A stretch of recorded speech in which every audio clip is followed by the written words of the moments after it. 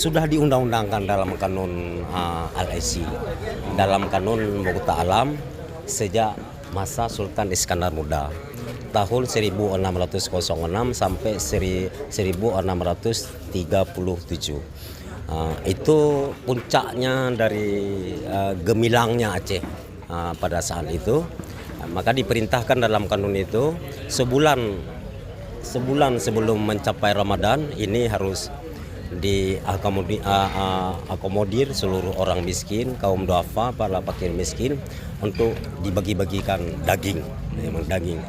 Jadi artinya di sini memaknai dalam tradisi ini memang sudah ratusan tahun sampai hari ini terus dilaksanakan oleh orang Aceh demi mempererat silaturahmi seperti kata Ketua MPU tadi.